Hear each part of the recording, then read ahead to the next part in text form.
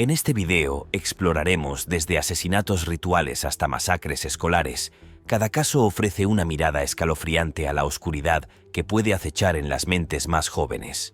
Acompáñanos mientras detallamos. Jasmine Richardson. Pocos casos en la historia criminal son tan impactantes como el de Jasmine Richardson, la niña canadiense de 12 años que planeó el brutal asesinato de toda su familia.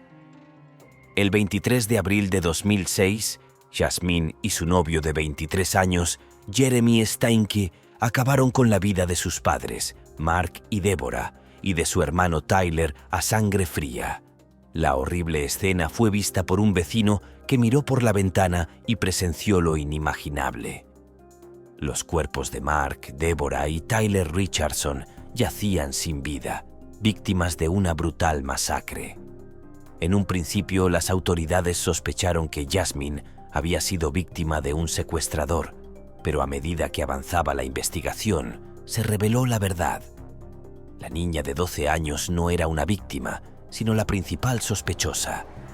Las pruebas encontradas en la escena del crimen apuntaban a la implicación de Jasmine y fue detenida junto con su novio, Steinke, a 100 millas de la escena. Los padres de Jasmine se habían preocupado por su relación con Steinke, que compartía su fascinación por la oscuridad y el ocultismo. Le habían prohibido verlo, pero la determinación de la pareja de estar juntos solo se fortaleció en un mensaje inquietante. Jasmine reveló sus intenciones mortales. «Tengo este plan, y comienza conmigo matándolos, y termina conmigo viviendo contigo». Durante el juicio, surgió una historia inquietante que involucraba una rebelión adolescente y la influencia perturbadora de Steinke, quien afirmaba ser un hombre lobo de 30 años. Jasmine fue declarada culpable de 3 cargos de asesinato en primer grado y recibió la pena máxima de 10 años de prisión, según el Sistema de Justicia Penal Juvenil de Canadá. Steinke, por otro lado, recibió 3 sentencias de cadena perpetua simultáneas. Trágicamente, el caso de Jasmine no es un incidente aislado. Otros niños han tomado la impensable decisión de quitarle la vida a sus seres queridos.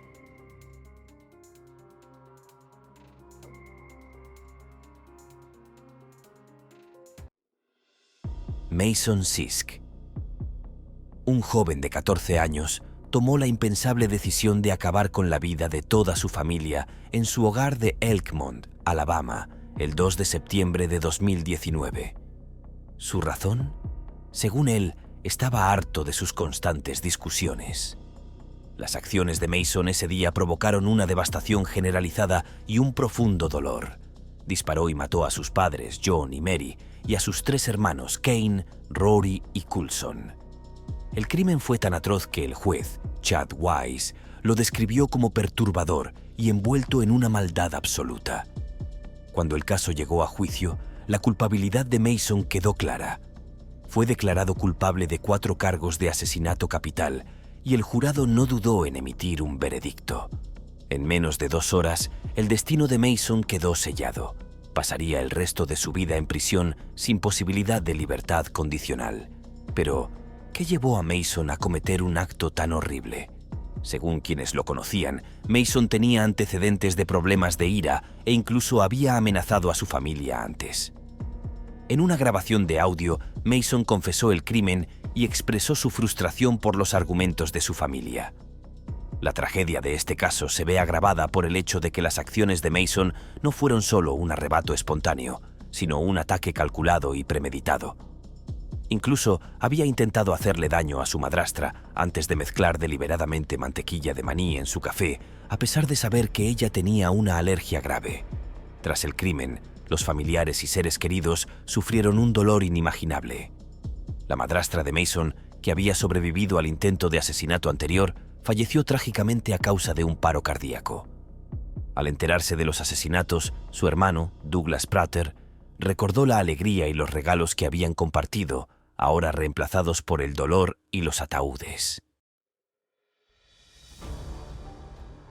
Ricky Kasso, también conocido como el Rey del Ácido, Ganó notoriedad por cometer un brutal asesinato en Northport, Nueva York. El 19 de junio de 1984 mató a su amigo Gary Lowers, de 17 años, en el apartado bosque de Astakia. También estuvieron presentes en el crimen otros dos adolescentes, Jimmy Troiano y Albert Quinones. El asesinato atrajo la atención de toda la ciudad de Nueva York y de todo el país debido a la presunta tortura infligida a los Lowers y a los elementos ocultistas percibidos en torno al crimen. Ocurrió durante la era del pánico satánico, una época marcada por la ansiedad pública por las supuestas influencias satánicas y ocultistas en la música heavy metal y los juegos de rol. En el momento de su arresto, Caso vestía una camiseta de una banda de rock australiana y expresaba su admiración por bandas como Black Sabbath, Judas Priest y Ozzy Osbourne. Caso nació en una familia en la que su padre era profesor de historia en un instituto local y entrenador de fútbol en Cold Spring Harbor High School. Tuvo una infancia turbulenta. Cuando era adolescente, lo expulsaban con frecuencia de su casa y recurrió a dormir en los bosques, coches y garajes de los suburbios de Northport y ocasionalmente en las casas de sus amigos. Su estilo de vida estaba entrelazado con el consumo de drogas, entre ellas marihuana, hachís y lo que él creía que eran micropuntos morados de mescalina. Aunque consumía drogas principalmente para su propio beneficio, ocasionalmente se dedicaba al tráfico de drogas. En Northport, Caso conocía a un grupo de amigos poco unido que vendían marihuana y se hacían llamar los Caballeros del Círculo Negro. Tras el asesinato de Lowers por parte de Caso, varios periódicos y reporteros de televisión etiquetaron erróneamente a los caballeros como una secta satánica. Caso supuestamente participaba en rituales ocultistas, principalmente en Northport, e incluso observó al caballero de Walpurgis en la infame casa de terror de Amityville. En 1984 habló abiertamente de su fascinación por el libro de Anton LaVey, la Biblia satánica, entre sus amigos. Antes del asesinato, Caso tuvo un incidente inquietante. Fue arrestado por profanar una tumba de la época colonial en un cementerio local. Sus padres pidieron que lo internaran para recibir atención psiquiátrica involuntaria. Sin embargo, los psiquiatras diagnosticaron a Caso de conducta antisocial, descartando la psicosis y determinando que no representaba un peligro inmediato para los demás. En el fatídico verano de 1984, una amarga disputa entre Caso y Lowers llevaba meses cocinándose. Todo comenzó cuando Lowers cometió el grave error de robar 10 bolsas de flidina de la chaqueta de Caso en una fiesta, aprovechándose del estado vulnerable de Caso después de que se desmayara. Poco después, Caso se enfrentó a Lowers y este le devolvió rápidamente 5 de las bolsas robadas, prometiéndole devolverle $50 por las 5 restantes. Sin embargo, este intento de reconciliación duró poco, ya que la ira y el resentimiento de Caso seguían creciendo sin control. En la trágica noche del 19 de junio de 1984, Caso invitó siniestramente a Lowers a unirse a Troiano y Quinones para una noche de juerga alimentada por drogas en el bosque. El grupo consumió lo que creyeron que era mescalina, pero en realidad era dietilamida de ácido lisérgico, y fumaron bolsas mezcladas con fenciclidina.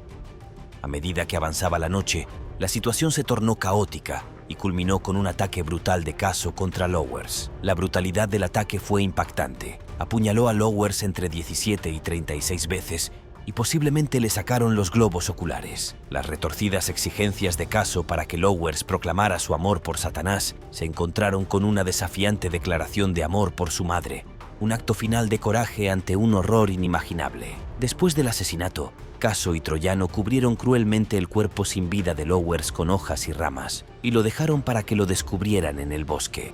Caso se jactó del asesinato ante sus conocidos, alegando que Satanás se le había aparecido en forma de una multitud negra cuyos graznidos interpretó como aprobación del acto espantoso. En una exhibición macabra, Caso llevó a compañeros escépticos para que presenciaran el cuerpo de Lowers antes de que él y Troiano regresaran al bosque para enterrar apresuradamente los restos en una tumba poco profunda. Sin embargo, pasaron 2 semanas hasta que el asesinato salió a la luz, cuando una pista anónima llevó a la policía a descubrir el cuerpo descompuesto y mutilado de Lowers en los bosques de Astakia el 4 de julio de 1984. La investigación posterior resultó en el arresto de Caso y Troiano al día siguiente. El 7 de julio de 1984, Caso se quitó la vida trágicamente ahorcándose en su celda.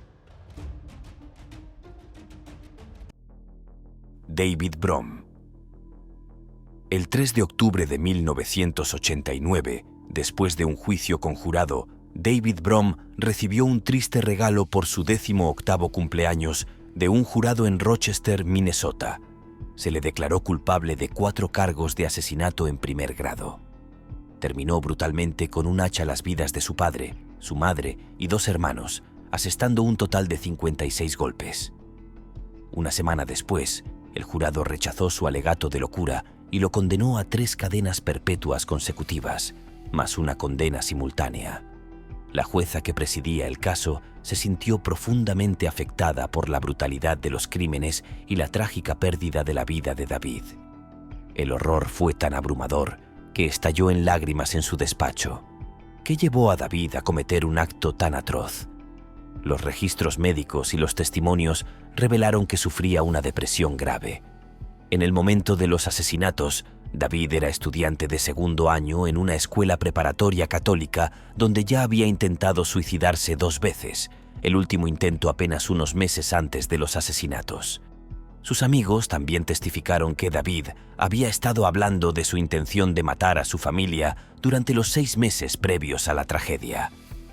El 18 de febrero de 1988, en una tranquila residencia suburbana en Cascade Township, la policía descubrió los cuerpos de Bernard Brom, su esposa, su mascota y sus hijos, Diane y Rick.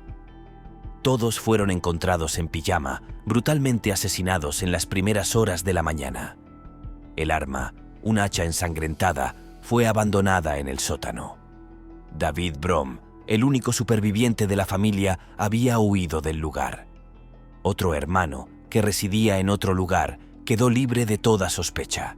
Tras comprobar su coartada, la policía encontró rápidamente la huella de la palma de la mano de David en el arma homicida y lo detuvo al día siguiente.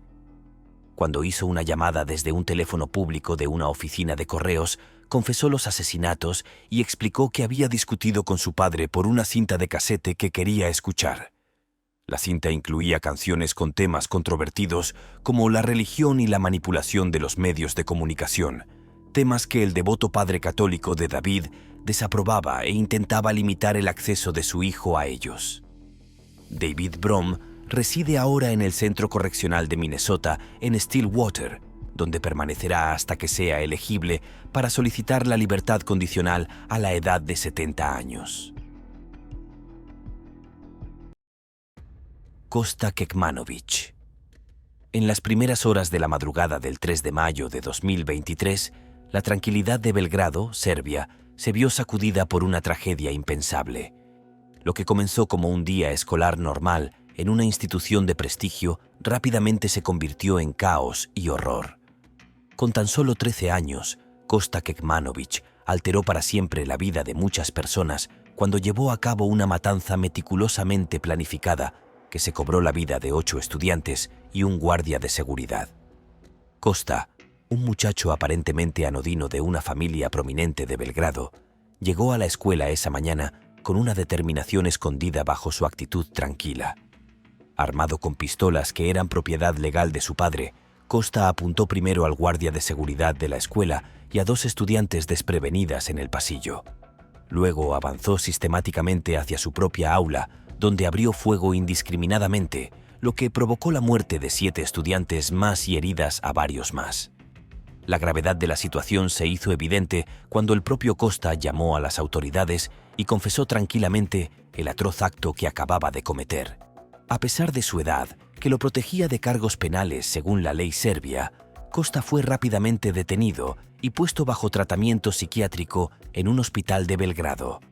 En las semanas previas al incidente, había planeado meticulosamente el ataque, eligiendo cuidadosamente sus objetivos y recibiendo instrucción sobre armas de fuego de su padre, un radiólogo muy respetado. Después de lo ocurrido, los padres de Kosta se enfrentaron a problemas legales. Su padre fue acusado de mal uso de armas y de permitir que su hijo tuviera acceso a ellas demasiado pronto, lo que se consideró un grave error. Su madre, que no se dio cuenta de lo que Kosta estaba planeando, acabó acusada de negligencia por no haber detectado las señales de sus preocupantes pensamientos a medida que empeoraban. Mientras la comunidad luchaba por hacer frente a la tragedia, las motivaciones de Costa salieron a la luz a través de su testimonio. Influenciado por un popular juego de disparos tácticos y un documental sobre la violencia masiva, se había visto atrapado en una retorcida fantasía de poder e influencia. En una inquietante revelación, expresó su arrepentimiento por sus acciones y deseó poder deshacer lo ocurrido.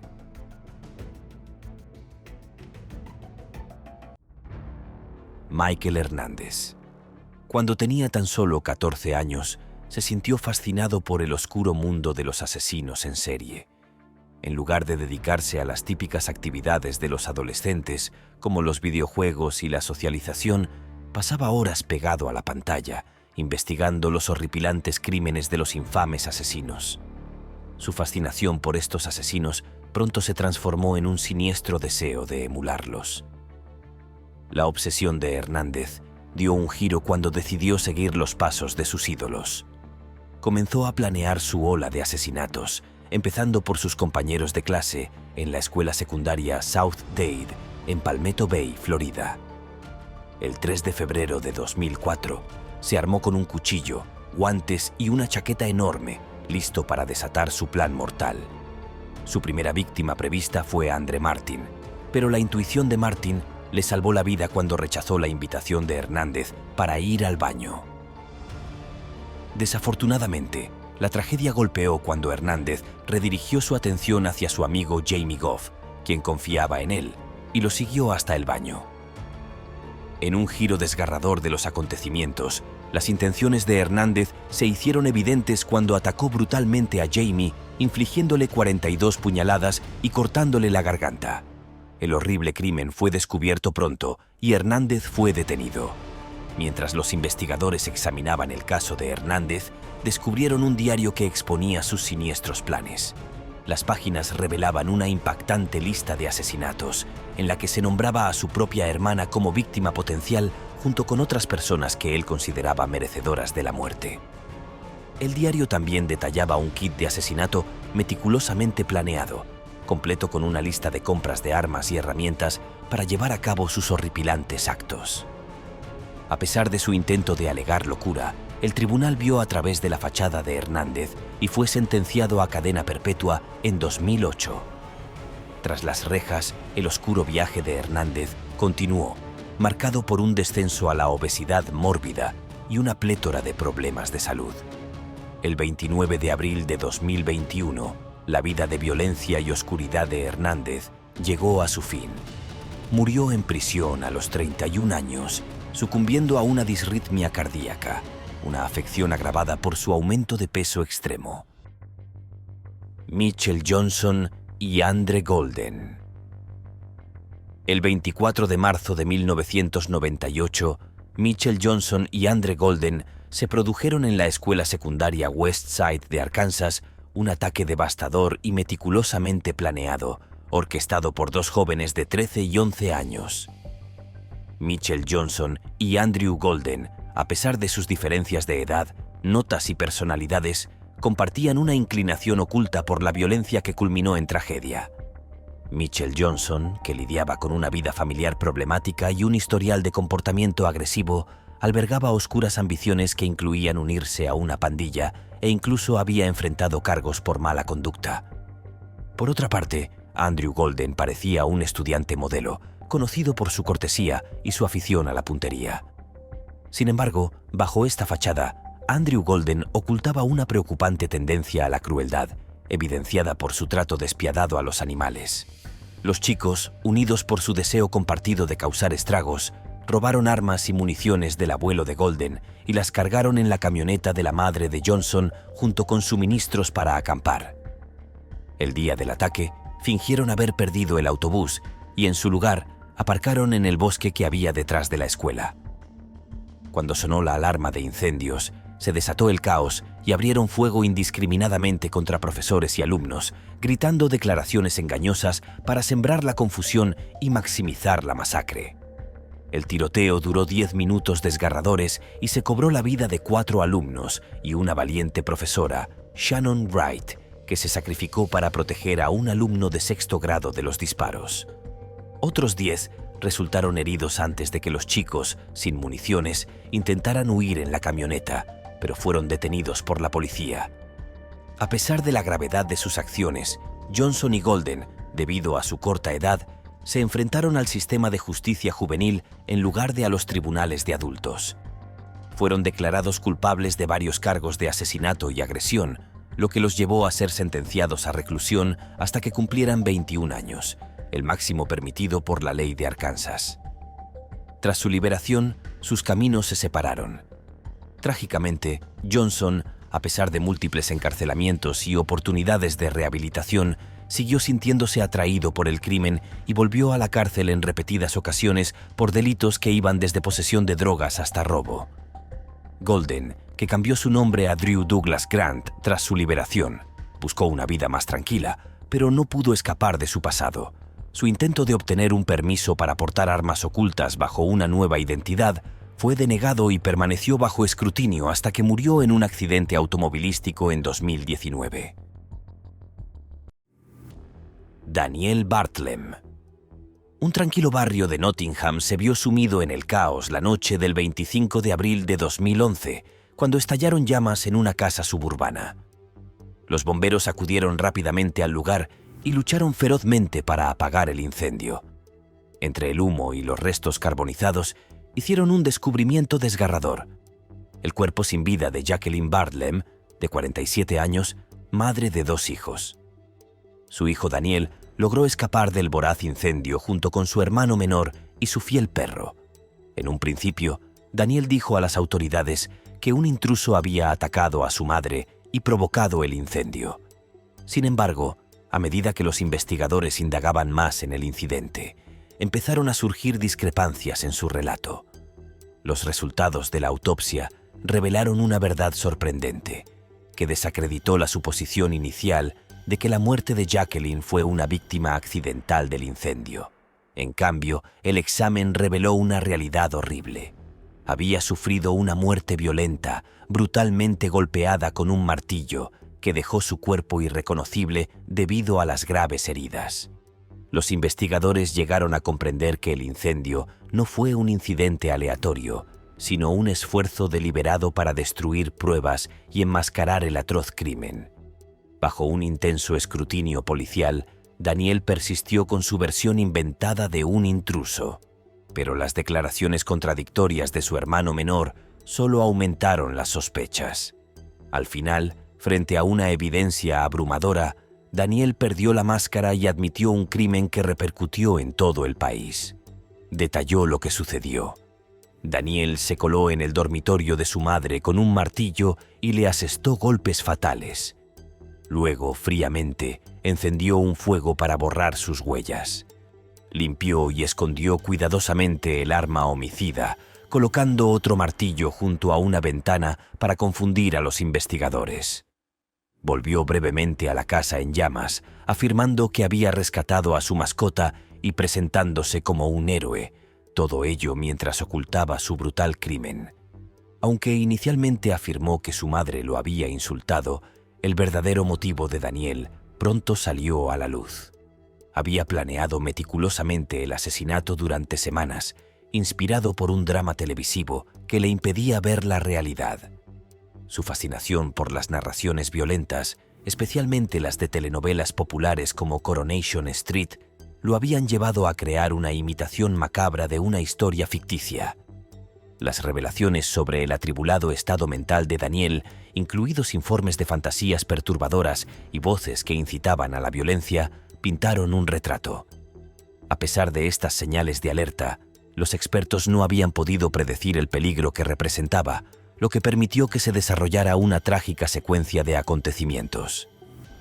En febrero de 2012, Daniel se enfrentó a un juicio por el asesinato de su madre, y en un principio se declaró culpable de homicidio involuntario bajo la acusación de pérdida de control. Sin embargo, la Fiscalía presentó argumentos convincentes de premeditación, destacando la meticulosa planificación de Daniel y sus inquietantes actividades en línea. El juez Julian Fox, que dictó una sentencia de cadena perpetua con un mínimo de 16 años de prisión, condenó el crimen como grotesco y sin sentido. señaló la búsqueda de Daniel de lo que llamó el asesinato perfecto. Cindy Collier y Shirley Wolf, un dúo de adolescentes que fríamente consideraron el brutal apuñalamiento de una anciana como un acto divertido y festivo, han sido condenadas por asesinato en primer grado y robo. Sus inquietantes comentarios subrayaron la naturaleza cruel de su crimen, que resultó en la pérdida de la vida de una persona de 85 años. Shirley Wolf, de 14 años, y Cindy Collier, de 15, permanecieron inexpresivas mientras eran rápidamente condenadas en el Tribunal de Menores del Condado de Placer. El juez Jo Richard Cousins pronunció rápidamente el veredicto en 15 minutos durante una sesión solemne y eficiente.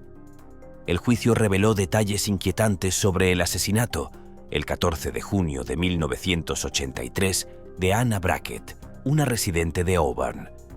Ella sufrió un ataque brutal, siendo apuñalada 28 veces con un cuchillo de cocina y un cuchillo de carnicero en su propia casa. Las confesiones grabadas de las chicas revelaron su meticulosa planificación, detallando su motivo para robar el auto de la señorita Brackett y viajar a Placerville. Se informó que Shirley describió el asesinato con crueldad, refiriéndose a él como su trabajo.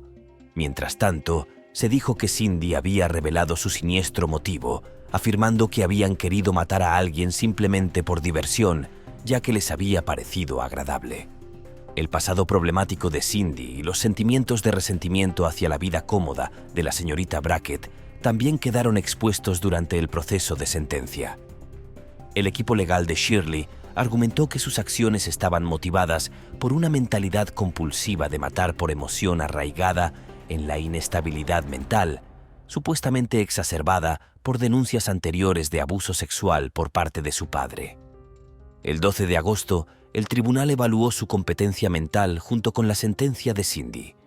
Los posibles resultados iban desde una sentencia máxima de 10 años en la Autoridad Juvenil de California hasta la posibilidad de liberación en 6 años. Alternativamente, dependiendo de la evaluación del tribunal sobre su estado mental, Shirley podría ser sentenciada a tratamiento en un centro de salud mental.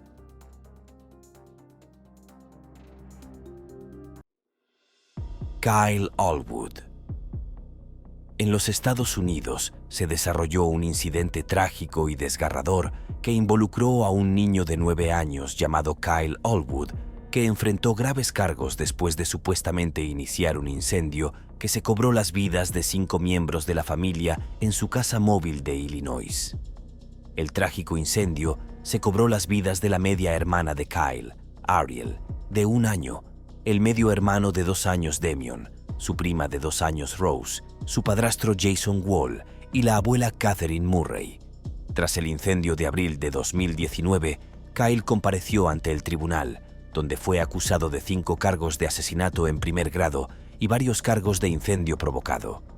Debido a su corta edad, Kyle, apenas visible por encima del respaldo de su silla y con los pies apenas tocando el suelo, no pudo ser detenido. Como informaron las noticias durante los procedimientos judiciales, se señaló que a Kyle tuvieron que explicarle términos legales como presunto incendio provocado. Abrumado por la emoción, abandonó la sala del tribunal entre lágrimas, acompañado de su abuelo. Las posibles consecuencias legales para Kyle son significativas, pero complejas. En la actualidad, se enfrenta a la posibilidad de un mínimo de 5 años de libertad condicional hasta los 21 años. Si Kyle no ha cometido ningún delito antes de cumplir los 13 años, podría evitar consecuencias legales posteriores, como el encarcelamiento. Además, se prevé que Kyle se someta a una terapia exhaustiva y a evaluaciones de salud mental como parte de su proceso de rehabilitación. La madre de Kyle, Kathy Allwood, que sobrevivió al incendio junto con él, ha defendido firmemente a su hijo frente al escrutinio público. En una entrevista, expresó su profundo perdón y empatía por Kyle, enfatizando que no es un monstruo, sino un niño que cometió un trágico error. Kathy reveló que recientemente le habían diagnosticado esquizofrenia, trastorno por déficit de atención con hiperactividad y trastorno bipolar, lo que pone de relieve sus problemas de salud mental. Al recordar la trágica pérdida de sus otros hijos y su pareja en el incendio, Katy recordó el momento desgarrador en el que se dio cuenta de que no podía rescatarlos. Describió que estaba de pie junto a la ventana, pidiendo disculpas a sus hijos y expresando su amor mientras las llamas consumían su hogar.